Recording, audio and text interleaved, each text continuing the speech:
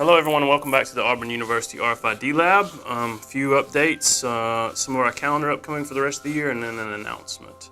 So, dates coming up. September 26th, RFID Journal Live Fashion and Apparel in New York City. Dean Hargrave will be speaking at that event. November 16th is RFID Journal Live in Europe. So we'll be over there. We meet with a lot of our European partners, so it's good to see many of you who don't get to come to the States that often and kind of bridge the gap between the US and Europe, especially in retail. Following that, or actually just before that, on the aviation side, in IATA, there's a conference in Montreal. It's the Paperless Aircraft Operations Conference. We'll be there discussing a little bit of the data conformance and performance programs that we're working on with aircraft manufacturers and the airlines. And then finally, RFID Journal Live in Aerospace and Defense is December 13th in Washington, D.C. And we'll be there talking about operations and things as well. Students are all back at school, which is good. Projects are all continuing and picking up where some left off for the summer. But the biggest project still, and just a current update, is on Project Zipper.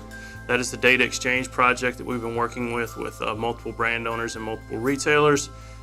We have the majority of the DCs up and operating on the brand side, and then also the majority of the DCs up and operating on the retailer side. We're pulling data from both sides, and we're starting to do some comparison. So again, as a short recap, what essentially we're doing with this project is we're looking at the current systems for how we count items as they're shipped from a brand owner with a barcode-based system or whatever into an ASN that then goes into their retail partner that's their customer that's receiving the items. So there's many legacy systems for that. We're adding in RFID as a second data source, and then we're comparing the RFID information from outbound capture from the brand side to inbound capture from the retailer side.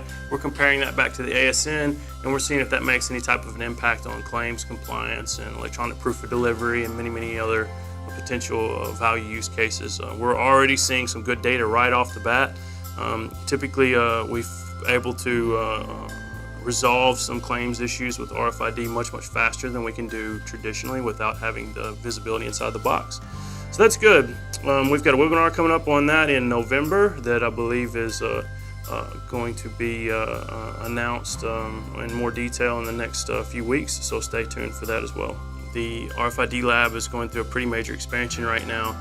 In the past, we've been very heavy retail, and we've had some for manufacturing and aviation. Going forward, we're adding in a track to the board that will focus specifically on aviation.